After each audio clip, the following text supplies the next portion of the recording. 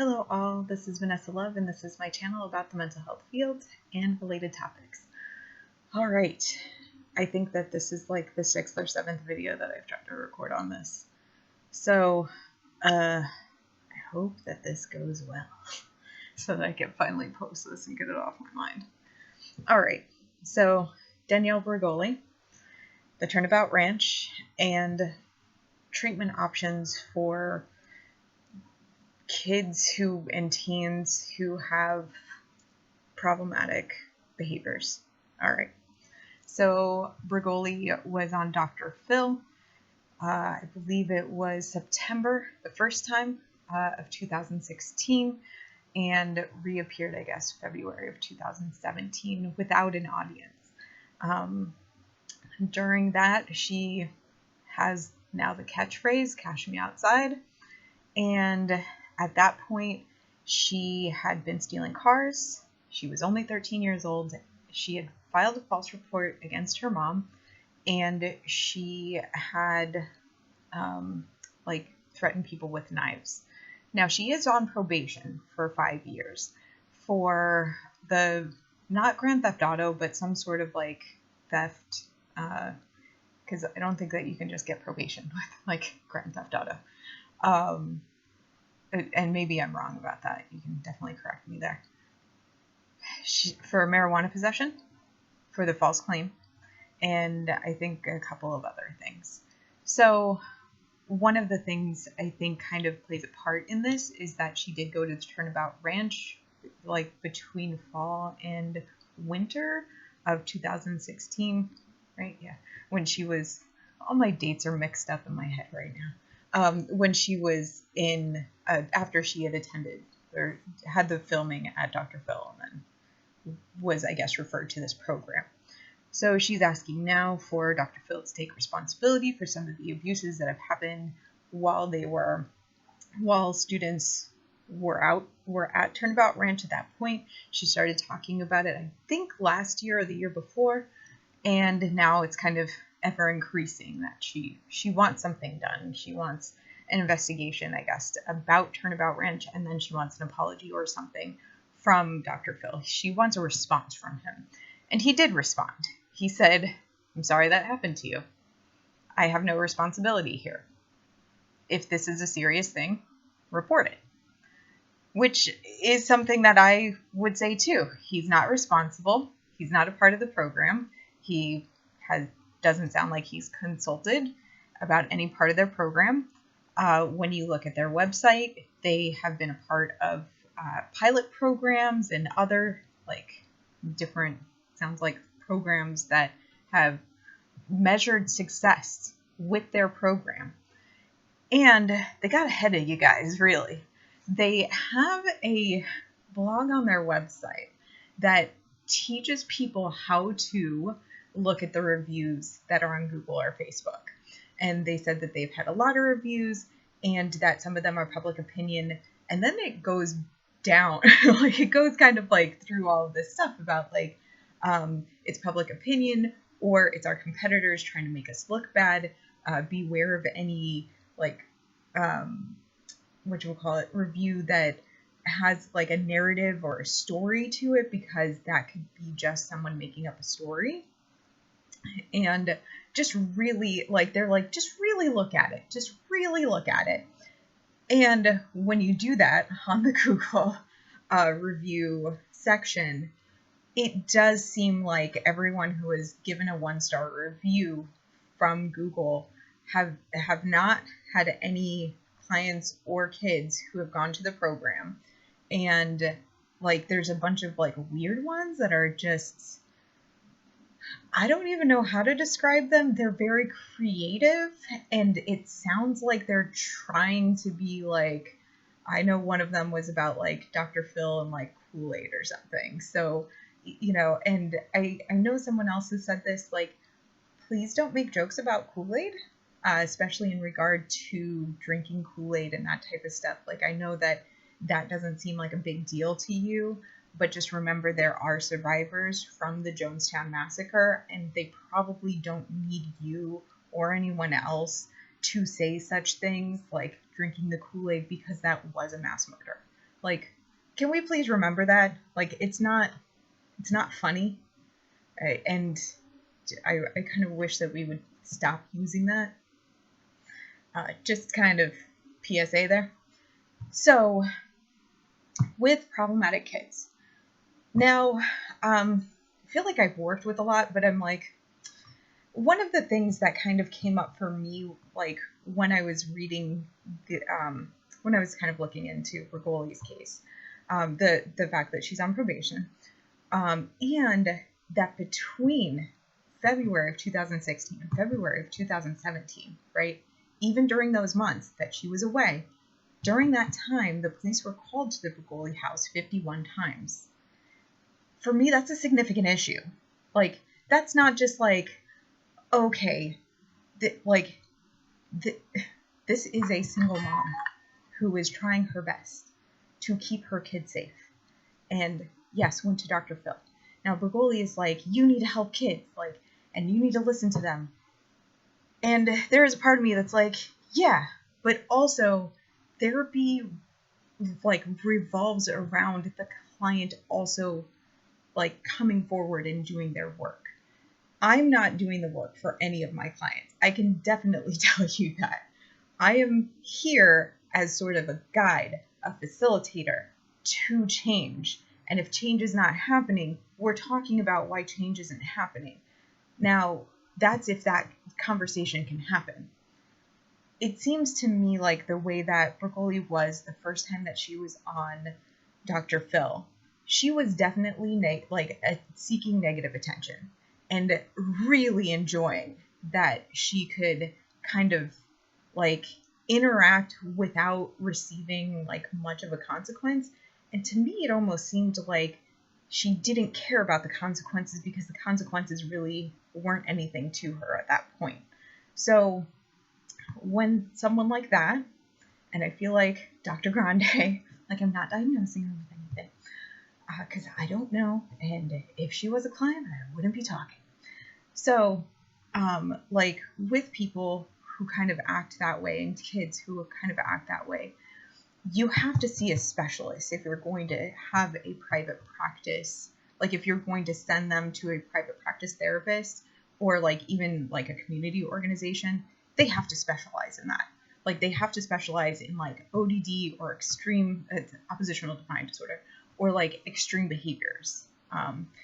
There might be groups like things with intensive outpatient programs that usually include dialectical behavioral therapy, DBT. So in those type of groups, it might be okay. Like the clinicians might not be entirely equipped to understand fully what ODD is, but if they're working consistently with borderline personality disorder, which DBT is usually used for, then that can be where like, you know, they're kind of used to the extreme behavior, so maybe they can kind of help out, like provide that structure. With both of those, if the parents aren't getting help at that point, it's almost like, all right, so I spend an hour with a client and then I send them back into the crap environment that's kind of contributing to the behavior. And I don't mean to blame the parents, but inconsistent parenting is a part of this, of oppositional defiant disorder. So it doesn't really help. Like if you're just like what one of my professors used to say was the symptom is the messenger. It's not like, so kind of like the disease isn't like just the one symptom. The disease, like a depression or something, like a symptom like sleeping all day is just the messenger. So like a acting out child is just the messenger for a bigger issue. And honestly, it sounds like with Bregoli, she probably had a bad social network.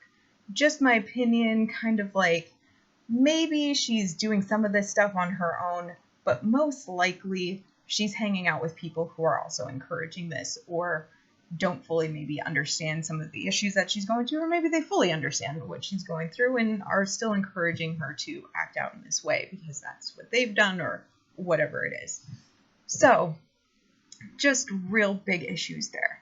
So if like the parents aren't getting any help there, any therapy, then like there's no way that working with a kid either in private practice or in like an IOP and hoping that they engage in the IOP for like learning skills and everything. And that could be like a couple of hours a day every day or a couple of hours a day 2 or 3 times a week. So like there's a lot there. So, and that's like after school for like some of the teens, it can be a lot. The other 2 options are the ones that are wonderful when you have a wonderful program. And when there is a wonderful program, like the theory and the concept work wonderfully. It's the residential programs or the therapeutic boarding schools or the wilderness therapy. And I think that when we take a step back and you look at how much it is so nice to go for a hike and how so many people are like, oh my God, like that hiking therapy, like they're all about it. The people who you know who hike totally understand this. And programs like BSA, so if you're unfamiliar, Boy Scouts of America have renamed themselves to BSA, similar to like the YMCA. Like I know people who aren't young Christian men who also go to the YMCA. So yes.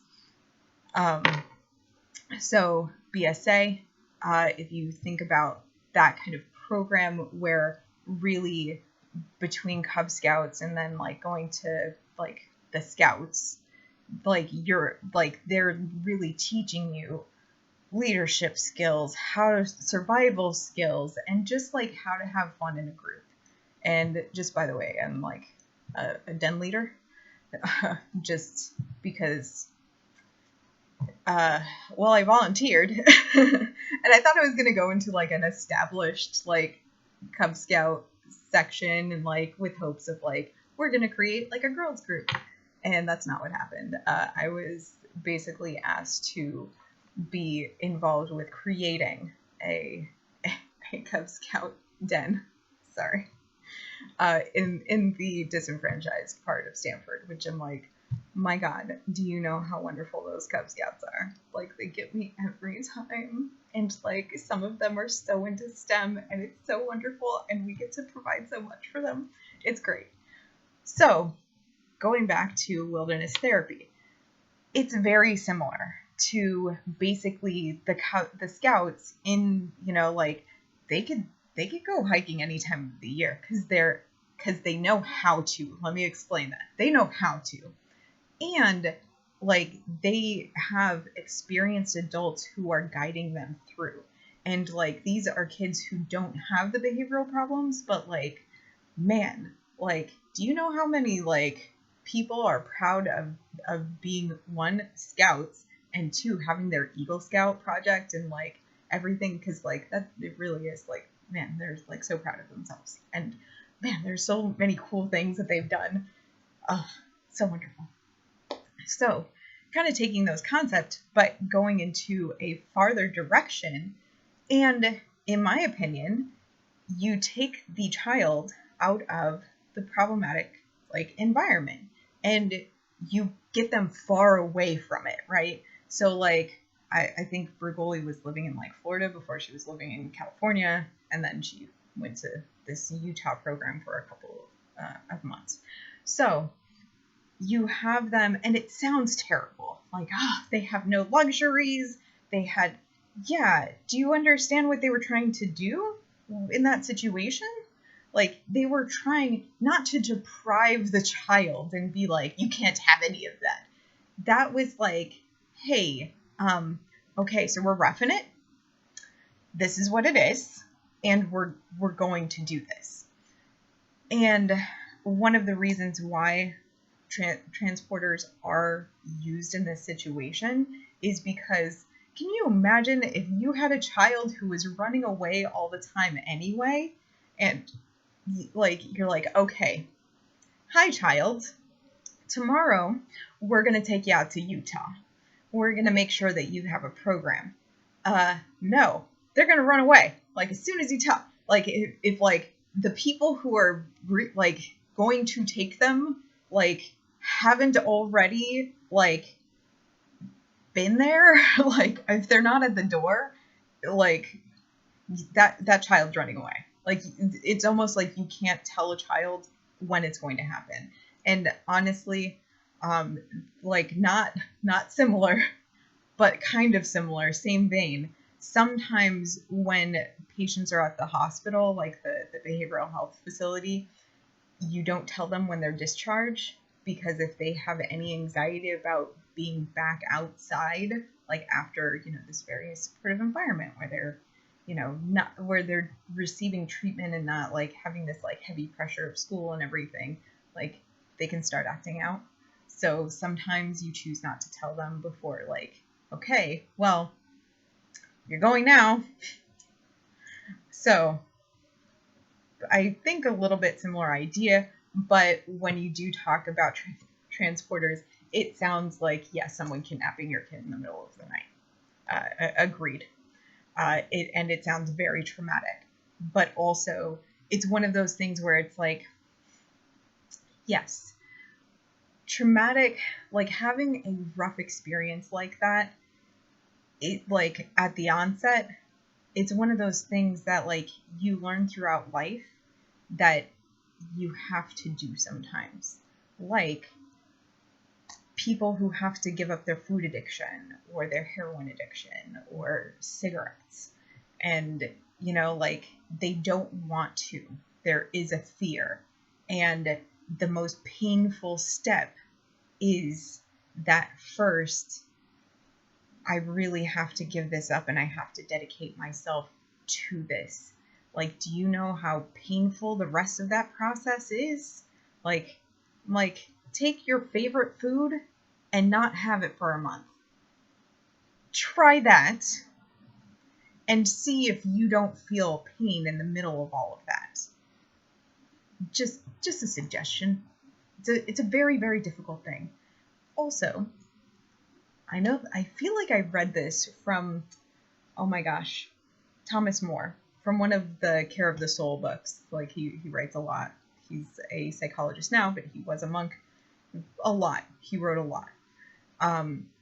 He said something, I think, to the effect of, and it might be misattributed, so sorry if that happened, to the effect of, that you have to slap a baby in order for them to breathe properly, and that is pain. Oh, you know what? It's how to be happy, damn it. Because they go on to be like, you're 2 seconds old. What could you have done in the last 2 seconds that would have, caused you to be in this much pain? But that's not the point. It's for the better of you. Like, if someone didn't slap you on your back to help you to breathe, because there's, the mucus plugs and everything, you would have trouble breathing and might not survive. So, do you understand that, having a transporter and possibly going through something traumatic in order to get proper help is something that can be necessary to the whole process, because the ends justifies the means?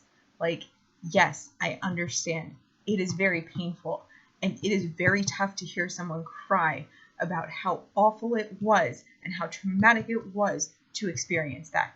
I get it. However, it's the other part of that, right? There is no change with just happiness, right? There is a bit of pain with change. And for some people, it's a lot of pain. It's a lot of pain. Just a whole thing of pain. So just kind of explaining that. Now, therapeutic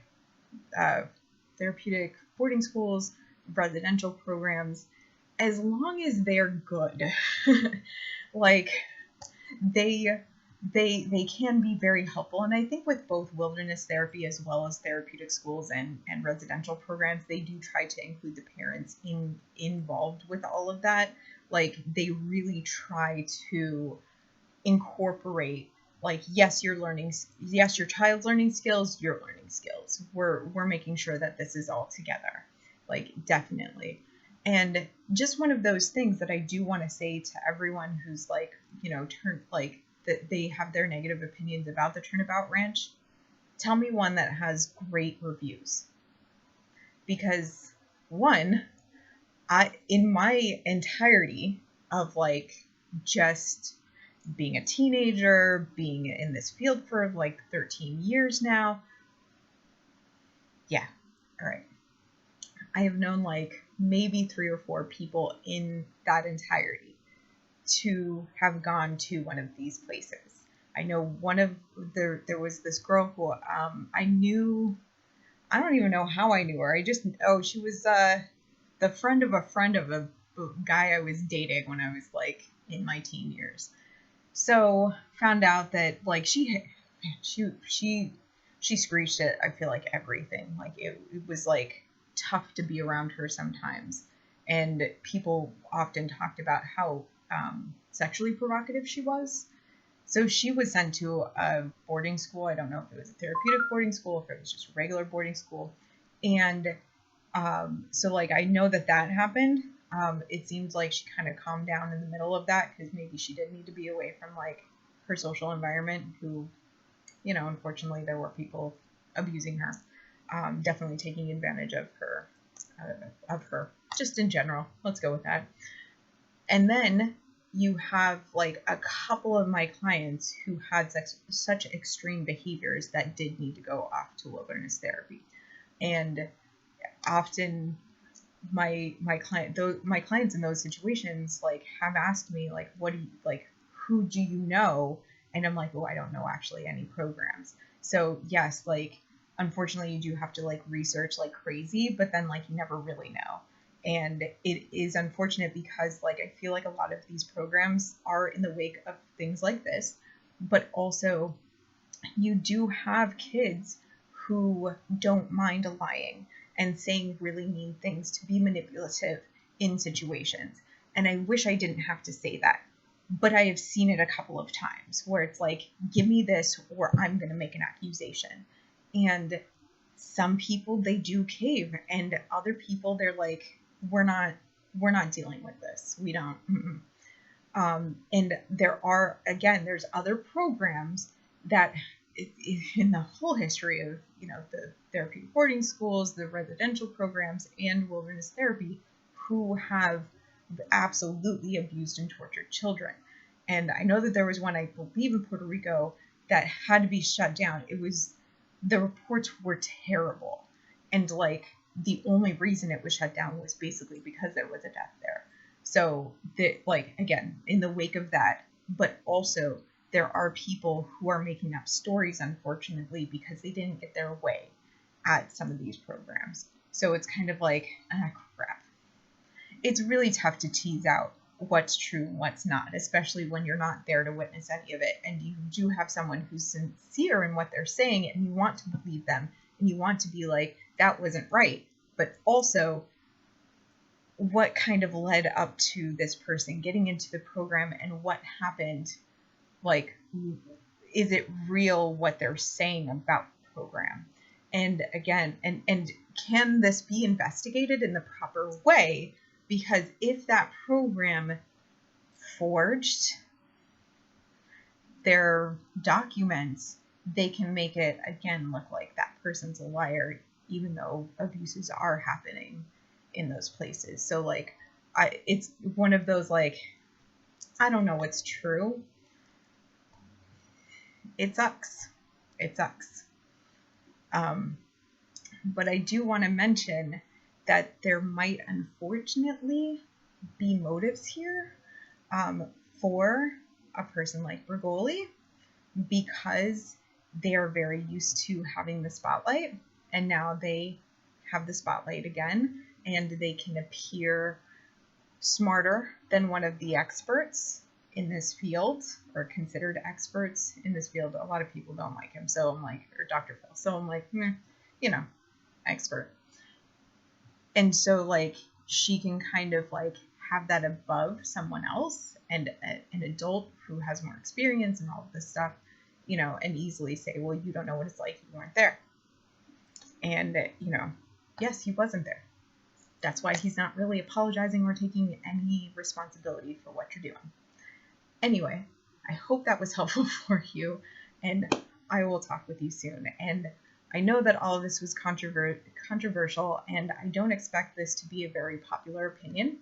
I expect that a lot of people are going to be upset by what I say.